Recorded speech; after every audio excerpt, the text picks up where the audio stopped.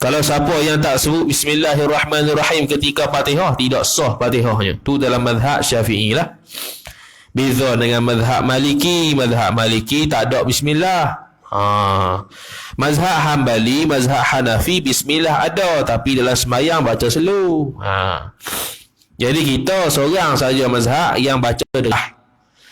Tapi ta'awuz jangan baca derah pula. Ta'awuz sunat slow. Sebelum baca Fatihah tu dia pergi baca kuat pula. A'udzu billahi minasyaitonir rajim. Tak kena lah. Dia baca sir, sunat baca pelan. Kalau bercanggah kita baca pelan, padahal suruh kuat, ataupun baca kuat, padahal sunatnya perlahan, maka tu hukumnya makruh. Hukum dia apa? Hukum dia makruh. Tu. Kerana inilah kata ulama, jikalau ditafsirkan makna bismillah itu, niscaya tiada kuasa dibawa oleh 70 ekor unta. Kenapa dikaitkan dengan unta? Sebab zaman dulu tak ada kertas, dia guna macam kulit-kulit, tulang-tulang, dia tulis atas tu. Lepas tu dilonggokkan dalam satu guni, dia letak atas bonggol unta. Tu. Jadi boleh bawa contohnya dalam 5 guni satu unta, kalau 70 unta kali sendirilah. Nak kata banyaknya benda boleh hurai dalam bab Bismillahirrahmanirrahim. Kemudian kata musannif rahimahullahu ta'ala, dan setengah daripada mukjizat Nabi sallallahu alaihi wasallam terpancar-pancar air antara anak jari Nabi sallallahu alaihi wasallam. Air yang paling bersih atas dunia dalam kitab Furu' al-Masail, Syekh Daud juga Al-Fatari rahimahullah sebut, ialah air yang terpancar daripada celah jari Nabi. Tu air paling bersih. Seandainya kalau masih ada lagi dan dibuat kajian, itulah paling bersih. Dah sekarang ni air paling bersih sekarang ni air Zam-Zam. Tu yang kedua. Dan terbuktilah kealkaliannya. Tu. Cukup baiklah. Tu. Dia tersangat-sangat alkali. Maka dia air yang paling afdal atas dunia ni. Sunat untuk minum air Zam-Zam sebanyak mungkin. Tu. Tambah lagi umrah tu, memang kena minum sebanyak mungkin lah. Tak payah berkira dah. Time tu je dah nak minum pun. Kalau lain kali kena beli. 180 sebotol. KKL ada jual. Kemudian kata musannif rahimahullahu ta'ala, seperti barang yang diriwayatkan oleh Syaikhan. Syaikhan sini Imam Bukhari, Imam Muslim lah. Iaitu Syaikhan dalam hadis. Imam Bukhari, Imam Muslim. Daripada Sayyidina Jabir radhiyallahu ta'ala anhu. Berkata ia Jabir, telah dahaga segala manusia pada hari Hudaybiyah. Ini waktu peperangan Hudaybiyah. Dan adalah Rasulullah sallallahu alaihi wasallam antara hadapan Nabi. Apa tu? Bahasa Melayu tu dia apa? Tak bawa kitab. Antara hadapan Nabi SAW, penyebok. Penyebok. Tak ada bo. Patut pun. Kita nak baca penyamak je tak kena. Penyamak. Kitab ni, kitab kita lah. Kitab lain tak tahu. Dia titik tak apa nak adanya. Jadi kalau orang tak reti baca Jawi, dia baca Durus Sami ke, serabut tutup kitab, malah baca berhabis. Kalau hak Melayu Umi tu senang dah. Tu memang tak ada cabaran lah.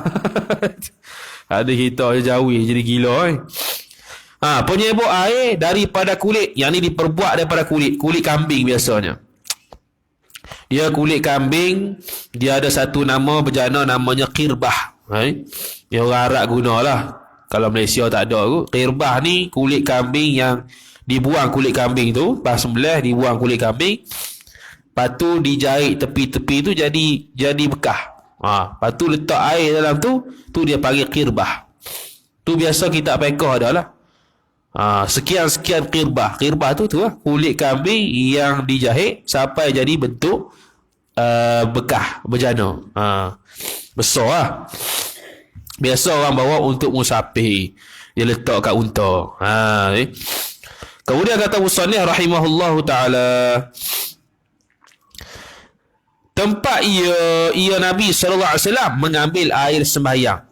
Dia penyebok tu Nabi sallallahu alaihi wasallam letak tangan di penyebok tu, jadi air banyak tu. Jadi kalau ikut pada adat tak munasabah lah.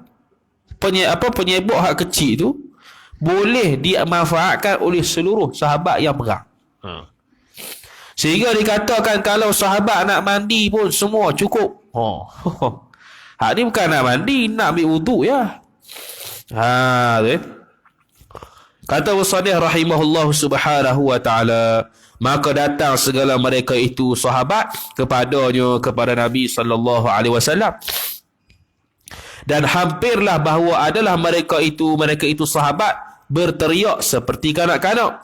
Teriak sini ialah jerit kepada ibu kanak-kanak tadi.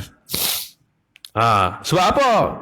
Sebab ta'ajub Nabi SAW meletakkan tangannya di dalam satu bekas yang kecil yang ada air. Yang mereka cari air, tak ada air. Tiba-tiba ada air. Mari mana air tu?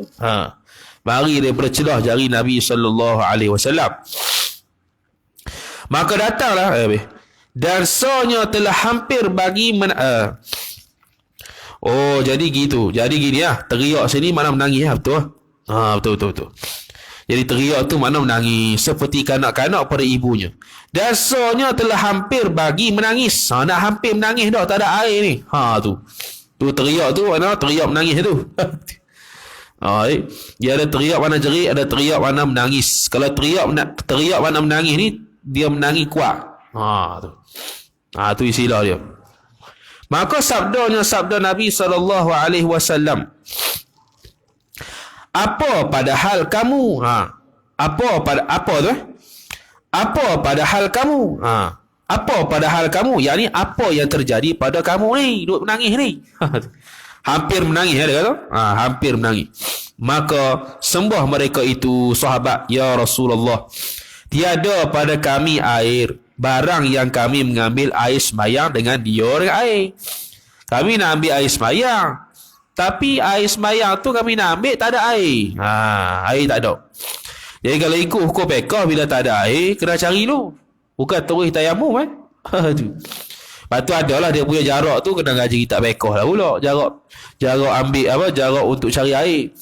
Bukan yang kita duduk Terengganu ni kena pergi satu Terengganu cari air, tak ya. Dia ada tempat dekat dia. Dia ada tempat berapa kilo ya. Mana kalau ada contohnya kat sini tak ada air, dekat Dungun ada air, tak wajib pergi Dungun. Tayamum sudahlah. Contoh satu Kuala Terengganu tak ada air. Termasuklah sini Kuala Nerus. Yang ada Dungun Besut. Jadi kita lagi Dungun Besut kena musafir. Tak ya, tu jauh sangat tau. Jadi memada dengan tayamum. Tu. Kemudian kata musannif rahimahullahu taala, dan barang yang kami minum dengan dia dengan air tu, air tak ada, kami minum dan kami mengambil air wuduk dengan dia, melainkan barang yang antara dua tanganmu. Apa dia? Iaitu celah-celah jari Nabi sallallahu alaihi wasallam. Tu. Macam mana boleh keluar? Itu dia panggil luar adat tu, mukjizat dia panggil. Mukjizat ni tak ada dah zaman sekarang ni tak ada dah. Mukjizat air tangan Nabi sallallahu alaihi wasallam tak ada dah. Maka menghantarkan ia Nabi akan tangannya ke tangan Nabi di dalam penyebok air itu. Dia hantar, letak Maka jadilah air menggelegok keluar daripada antara anak jari Nabi sallallahu alaihi wasallam. Geleg keluar. Taswir sendirilah, gambar sendirilah macam mana tu. Seperti umpama mata air mendidih. Dia gelegok macam tu. Tu dia punya dia punya penyerupaan. Macam mana gelegok tu? Gelegok macam air mata air mendidih, ataupun air yang kita masak mendidih. Bunyi gitulah, menggelegok gitu. Maka minum kami sekalian dan kami mengambil air sembahyang. Maka kata kami, beberapa ada kamu, katanya beberapa ada kamu, yakni bilangan sahabat ni berapa orang yang nak ambil air sembahyang nak minum ni.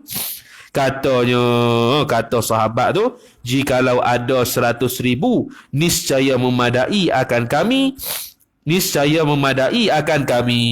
Apa dia? Memadai untuk minum dan wuduk. 100,000 boleh buat. Tambahan ulama pula, kalau sampai tahap ni nak mandi pun boleh. Semua orang tu nak mandi boleh. Tapi tak mandilah. Nak mandi macam mana? Duduk depan Nabi. Tu. Adalah kami 1,500. Ni 1,500 je. Tapi sahabat kata kalau ada 100,000 sahabat, 100,000 cukup lah. Cukup dengan air tangan Nabi sallallahu alaihi wasallam. Habis. Dan setengah daripada mukjizat Nabi sallallahu alaihi wasallam mengucap syahadah di hadapan Nabi antara perhimpunan beberapa sahabat oleh biawak. Biawak tak? Biawak ucap syahadah. Itu bermaksud apa dia? Nabi SAW ada mukjizat macam mukjizat Nabi Sulaiman. Boleh cakap dengan binatang. Tu. Jadi Nabi SAW ni mukjizat dia terhimpun bagi mukjizat segala Rasul. Nabi Musa AS boleh cakap dengan Allah Ta'ala direct. Nabi SAW pun ada, iaitu ketika Isra' dan Mi'raj. Nabi Isa AS boleh menghidupkan yang mati. Nabi SAW pun ada, dia menghidupkan mak opak dia ucap syahadah, mati balik. Apa lagi ya? Nabi Isa AS menyembuhkan penyakit. Nabi SAW pun menyembuhkan penyakit juga dengan izin Allah Ta'ala, iaitu mata sahabat terkena panah, kemudian dia ludah, jadi sembuh mata dia. Jadi segala mukjizat Nabi lain ada berlaku pada Nabi sallallahu alaihi wasallam. Kemudian kata musannif rahimahullahu taala, biawak. Nabi awak pun. Dia. Dan minta lepas oleh Kijang daripada ikatan A'rabi. Kijang cakap dengan Nabi, suruh buka ikatan yang orang Arab Badui ikat kat dia. Suruh lepas kat dia. A'rabi ni Arab Badui lah. Arab Badui ni Arab yang berpindah randa, dan dia kasar kelakuan dia ni. Biasa kelakuan dia kasar. Supaya menyusu anaknya, anak Kijang ni nak menyusu anak, kawan ni ikat. Jadi dia bagi tahu Nabi SAW, suruh dia lepaskan dia. Maka dilepaskanlah oleh Nabi. Kemudian maka kembali pula disuruh ikat bagi orang Arabi itu. Sekarang ni Kijang tu milik Arab Badui ni. Tapi Kijang ni tak boleh cakap Arab Badui ni, dia boleh cakap dengan Nabi je. Jadi dia pun cakap dengan Nabi, suruh buka ikatan ni nak bagi susu ke anak dia, lepas tu ikat balik. Allah, kalau ada macam ni kat sini, larilah kau. Kemudian mana tadi? Ikat bagi orang Arabi itu. Kemudian ia hadiahkan kepada Arabi, hadiahkan kepada Nabi sallallahu alaihi wasallam. Dia hadiah Kijang. Bagi ke Nabi. Maka Kijang boleh makan. Boleh makan Kijang ni, sembelih. Maka apa tu? Dilepaskan. Maka dilepaskan Nabi sallallahu alaihi wasallam mengucap dua kalimah syahadah sebab suka Arabi tadi. Arabi sampai masuk Islam. Arabi sampai masuk Islam. Jadi sekarang Arabi ni asal kafir lah. Dia ada Kijang. Jadi Kijang khabar ke Nabi sallallahu alaihi wasallam, suruh buka ikatan, aku nak menyusu anak aku. Nabi SAW pun cakap lah. Menyebabkan perbuatan tersebut, dia pun hadiah kepada Nabi Kijang tu. Dan dia masuk Islam dengan sebab peristiwa tersebut. Ada seorang Arabi lagi juga, dia tu tak percaya pada Nabi. Kemudian dia nak bukti. Dia suruh pokok yang berada di sana jalan pada Nabi. Maka Nabi SAW pun panggil pokok tu. Pokok tu pun daripada akar dia membumi, daripada akar dia tu ada dalam bumi, akar tu berjalan mari kepada Nabi SAW. Dan mengucap syahadah lah Arabi tadi. Tu peristiwa-peristiwa yang panggil luar adab biasa. Kemudian kata musannif rahimahullahu ta'ala, dan setengah daripada mukjizat Nabi, terbelah bulan di atas Jabal Abi Qubais. Terbelah bulan. Terbelah bulan ni pula siapa minta? Musyrikin Mekah. Musyrikin Mekah kata kalau aku akan beriman kalau kamu boleh belah bulan tu. Nabi apa lagi suruh doa kalau orang nak masuk Islam. Dia pun belah sungguh, isyarat jari saja. Terbelah sungguh. Daripada sana tu, sebelah ke barat, sebelah ke timur. Terbelah betul. Bila terbelah betul, musyrikin tu tengok, dia kata Nabi sihir pula. Tu tak tahan. Tak percaya pula. Tu dia panggil, tak semesti orang minta bukti. Ikut kalau ada bukti. Habis. Dan setengah daripada mukjizat Nabi suruh orang Badui menyeru kayu. Yakni menyuruh oleh orang Badui tu akan kayu. Suruh panggil. Hak tadi ya. Kayu ni pokok. Tu. Maka datang ia pokok atau kayu tadi bercabut daripada akar pokok tu. Cabut habis. Kerang. Bayang sendiri ya. Ni bukan cerita Transformer ni. Akar tu daripada di bawah tanah tu tiba-tiba naik ke atas berjalan ke Nabi SAW. Maka datang ia akar pokok tadi memberi salam akan Nabi SAW. Maka Arab Badui itu pun masuk Islam dengan peristiwa tersebut. Tu. Ada Arab Badui yang lagi nakal, dia nak tahu dia Nabi sungguh, dia pi cekik Nabi. Dah juga. Tak ada kerjaan. Dia pakai Nabi SAW pakai ridok, dia cekik ke belakang sampai berbekas merah di leher Nabi SAW. Lepas tu Nabi SAW tak marah. Lepas tu Arab Badui tu pula kata, betul lah mu ni Nabi. Pula dah. Sebab apa? Sebab tu Nabi ni tak akan marah. Pasien dia bukan jenis marah. Dan kamu ni Nabi, wahai Nabi, tak marah. Memang betul mu Nabi masuk Islam kawan tu. Nabi SAW baca Quran. Puak-puak musyrikin Mekah khabar dah, jangan dengar Nabi baca Quran sebab takut jatuh cinta pada Islam. Bahkan jangan tengok muka Nabi. Kalau tengok muka Nabi akan nak masuk Islam. Tahap tu. Dan mereka ni kata je begitu, tapi hakikatnya sembunyi-sembunyi dengar juga. Tu sedap suara Nabi. Sembunyi-sembunyi, bukan pergi rumah Nabi ke suruh Nabi baca, tak, dia sembunyi-sembunyi. Tu sembunyi-sembunyi dengar. Hebatnya haibah Nabi SAW. Kemudian kata Wasalih rahimahullah ta'ala, dan setengah daripada mukjizat Nabi mengadu kepada Nabi untuk mengadu apa? Sedikit makan dan banyak kerja untuk. Ni kalau ada tuan lah, tuan dia suruh buat kerja banyak, makan sikit, jadi mengadu kepada Nabi SAW. Berdatang cakap dengan Nabi. Kemudian dan setengah daripada mukjizat didoakan atas Utbah anak Abu Lahab dengan sabda Nabi sallallahu alaihi wasallam, Allahumma sallit alaihi kalban min kilabika. Hei Tuhanku, kerasi akan dia satu anjing daripada beberapa anjing kau, maka ditangkaplah oleh harimau. Ni didoakan atas Utbah anak Abu Lahab. Utbah anak Abu Lahab ni dia ada cita-cita. Saya tak ingat, tak apa nak ingat dia punya peristiwa sebab apa. Tapi dia bercita-cita nak bunuh Nabi SAW. Jadi nak bunuh Nabi SAW. Cuma saya tak ingat nak bunuh tu dengan apa. Tapi dengan binatang lah. Maka Nabi SAW terus berdoa gini, Allahumma sallit alaihi kalban min kilabika, supaya dia ni makan di anjing. Dia akan mati dalam keadaan makan di anjing. Nabi SAW doa. Jarang Nabi SAW doa gini. Nabi SAW doa anak Abu Lahab ni mati dalam makan anjing, dimakan anjing. Tiba-tiba bukan anjing makan, harimau makan. Lagi dahsyat pada anjing lagi. Ini dari sudut mukjizat mana? Makbul doa lah. Bukan takat makbul, atas lagi. Dan setengah daripada sabda, setengah daripada mukjizat. Menghidupkan dua anak, apa tu? Jabir. Dua anak Jabir tu. Kalau kita Jawi, ja alik ra, habis cerita jarin, jiran. Jabir tu menghidupkan dua anak Jabir yang sudah mati kedua anak Jabir.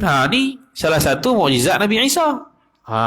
Tu menghidupkan orang. Sebab tu mereka puak Kristian tu kata dia Tuhan, sebab boleh menghidupkan orang. Nabi SAW hidupkan orang, tapi dengan izin Allah Ta'ala. Allah Ta'ala yang beri hidup. Nabi SAW ikhtiar usaha saja.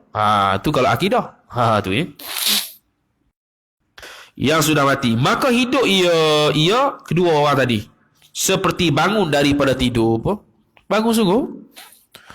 Kalau Nabi SAW boleh buat mukjizat gini, kalau semua pakat buat gini belakang, hidup sampai mati, sampai bila-bila. Nabi SAW kalau tak mau mati boleh. Ya, kalau tak mau mati. Tapi dia nak tunjuk pada umat dia orang nak tunjuk macam mana manusia tu berjalani dalam agama dia. Takkan selama-lamanya nak minta syafaat semua. Macam seorang sahabat demam tu sepanjang tahun. Bukan. Demam dia tu betul lah, sepanjang tahun. Tiap-tiap hari demam. Tapi demamnya tu demam ringan dia bagi. Demam yang boleh lagi sembahyang lah. Lepas tu dia kata pada Nabi SAW, suruh doa bagi sembuh penyakit dia ni. Tak tahu penyakit apa, demam sentiasa ni. Maka Nabi SAW beri pilihan dua. Sama ada aku nak doa mu sembuh, ataupun mu sabar terhadap sakit ni dan diganjari syurga. Maka sahabat apa lagi? Nak nombor dua lah, tak jadi minta doa. Tu sahabat lah, kita sebaliknya kot. Wallahualam. Kata Mu'alih rahimahullahu ta'ala, betul. Dan setengah daripada mukjizat memberi berkat pada makanan, hingga makanan yang sedikit cukup orang yang lebih daripada 1000 makanannya. Tu dia. Ada juga kisah dia. Peperangan Khandaq tak silap, ada perang tu. Salah seorang sahabat nak jamu kepada Nabi je. Sahabat tak mau jemput pun. Bila dia jemput Nabi SAW, bila Nabi SAW bari, dia pun bisik kepada Nabi, jangan jemput orang lain. Nabi SAW kalau tahu gitu, lagi jemput lah. Lagi panggil habis. Sahabat belakang panggil habis. Jadi sahabat yang hanya nak jamu pada Nabi, sahabat perut mana cukup tu. Bila tak cukup, Nabi SAW suruh tenang, relax, jangan duk takut. Nabi SAW sendiri cedok kuah ke sahabat. Cedok pas sudah tak habis-habis. Sampai sahabat semua makan, ada lagi. Lauk tu ada lagi, banyak lagi. Tu kata, andai kata kalau nak bagi makan 1000 orang pun cukup. Tu lebih daripada 1000 makan je, kurang daripada segantang. Makanan tu kurang daripada segantang. Segantang tu dia 4 bud. Segantang tu bersamaan dengan 4 cupok. 4 cupok bersamaan 1 gantang. Jadi makanan sahabat beri ni segantang je. Kodak segantang. Kodak untuk Nabi dan beberapa orang sahabat besar. Tiba-tiba dia panggil semua. Cukup juga. Habis. Kemudian, dan setengah daripada mukjizat mendoakan bagi seorang laki-laki yang makan dengan kirinya. Tangan kiri kot. Ya, maka sabdanya betul lah. Setengah mukjizat Nabi ialah mendoakan. Jadi Nabi SAW mendoakan bagi seorang laki-laki yang makan dengan tangan kirinya. Kirinya dengan mana? Dengan tangan kiri. Sebab apa? Ada tu peristiwa dia. Maka sabda Nabi SAW, makan olehmu dengan tangan kanan. Kanan tu tengok kitab ni. Du tak ada titik. Tu. Kalau orang tak erti macam kitab, dengan tangan kasar. Habis cerita. Kasar kat mana? Maka kata sahabat tu, yang makan tangan kiri tu, tiada kuasa aku makan dengan dia dengan tangan kiri. Sakit tu uzur. Sebab tu dia makan tangan kanan, tangan kiri. Maka tiada kuasa ia seorang yang makan tangan kanan kiri tadi mengangkatkan makanan tadi dengan tangan kanan kepada mulut orang tadi. Kemudian daripada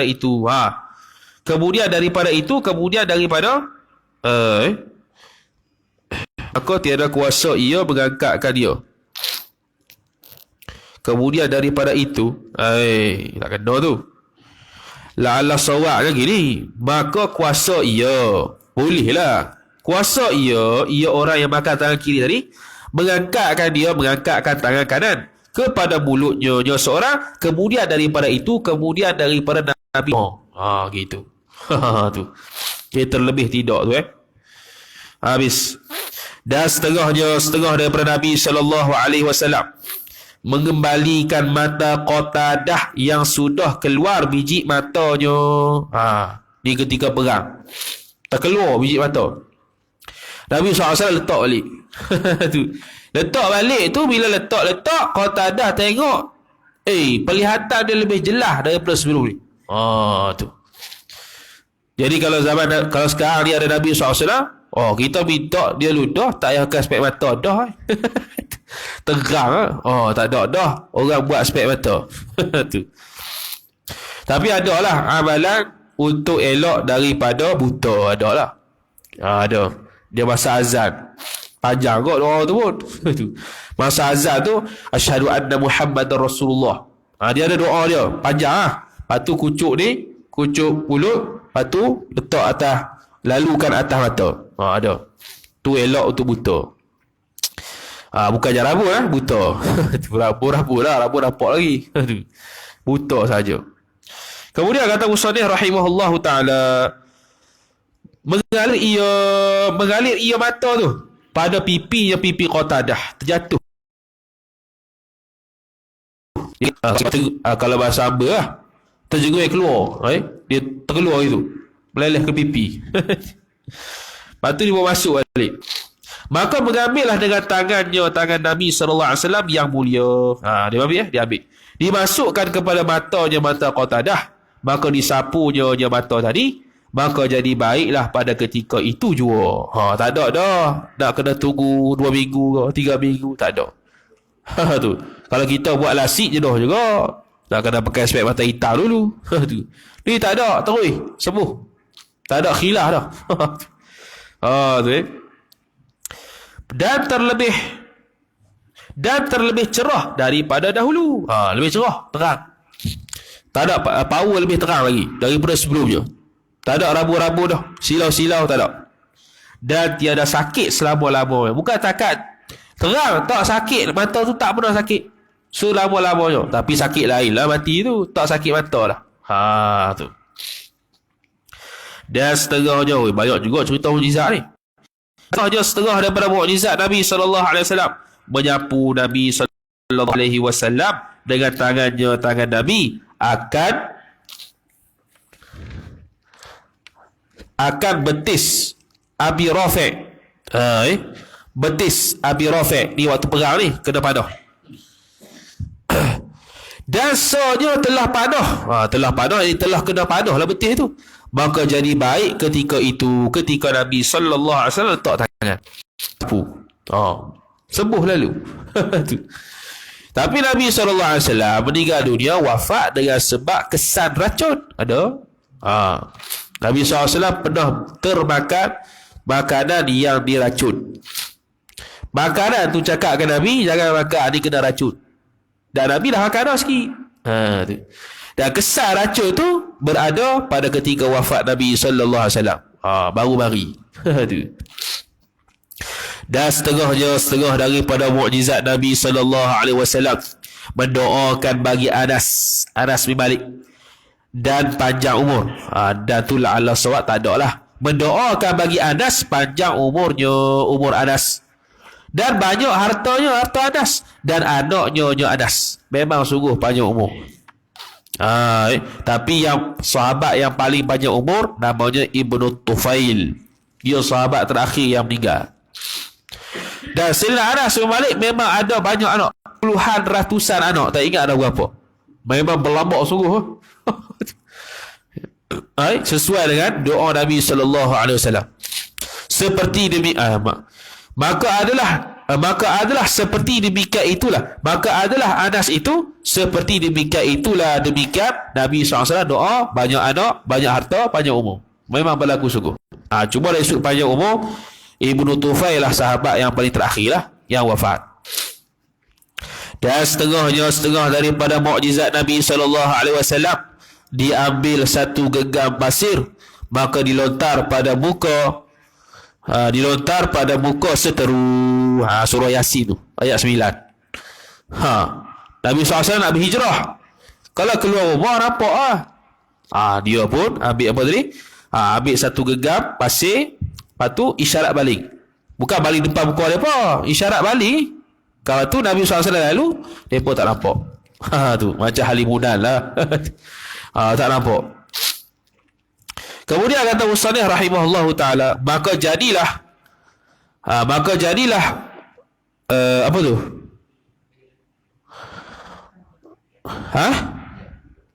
Maka jadilah maka jadilah Allah seteru. Allah ni bukan Allah, kalah. Kalah. Allah tu kalah. Apa kalah? Mana Nabi SAW dia nak sekat Nabi tak jadi lah. Sebab apa? Nabi pi Madinah dah, hijrah dah. Dia duk cari-cari Nabi tak jumpa. Tu Lepas tu Sayyidina Ali karramallahu wajhah, dia yang mengganti tempat tidur Nabi sallallahu alaihi wasallam. Berganti tu. Kemudian kata Musannif rahimahullahu ta'ala, sebab masuk pasir itu kepada mata mereka itu kafir. Betul lah. Mereka itu puak musyrikin pada hari perang Hunain. Pada hari perang Hunain. Jadi banyak peristiwa lah yang berkaitan dengan bali pasir ni. Antara salah satunya itulah hijrah Nabi sallallahu alaihi wasallam. Hari perang Hunain. Nabi SAW perang yang dia sendiri sertai lebih kurang 20 lebih perang.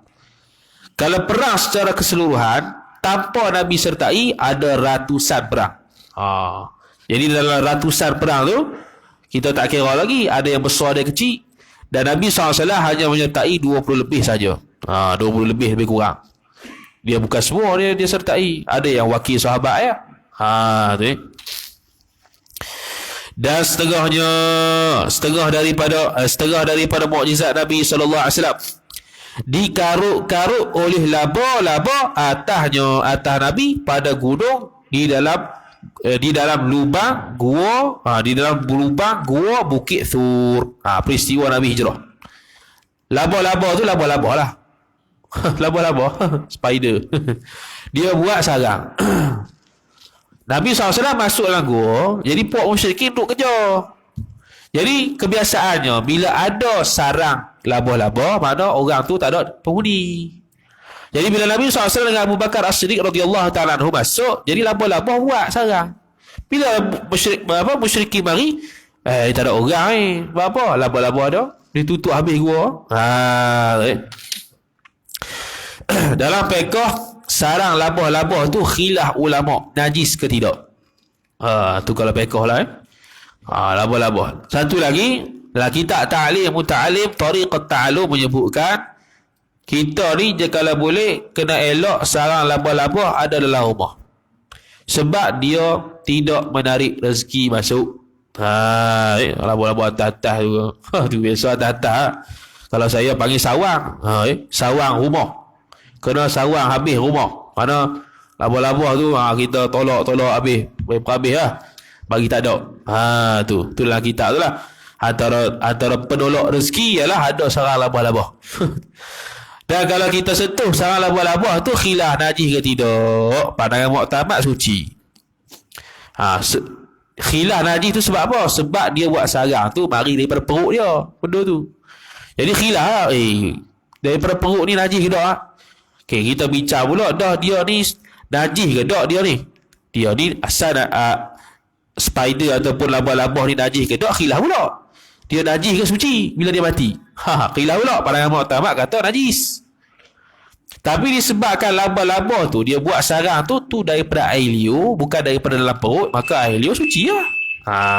Tu bukan daripada najis, daripada air liur suci lah. Maka sucilah labah-labah tu atas satu pandangan sarang labah-labah tu. Wallahu ta'ala a'lam. A'udzubillahi minasyaitonir rajim. Bismillahirrahmanirrahim. Alhamdulillahi rabbil alamin, wassalatu wassalamu ala asyrafil anbiya'i wal mursalin sayyidina Muhammadin wa ala alihi wa sahbihi ajma'in. Allahumma zidna ilma warzuqna fahma. Allahumma zidna ilma warzuqna fahma. اللهم زدنا علما وارزقنا فهما وصلى الله على سيدنا محمد وعلى آله وصحبه وبارك وسلم والحمد لله رب العالمين والسلام عليكم ورحمة الله وبركاته.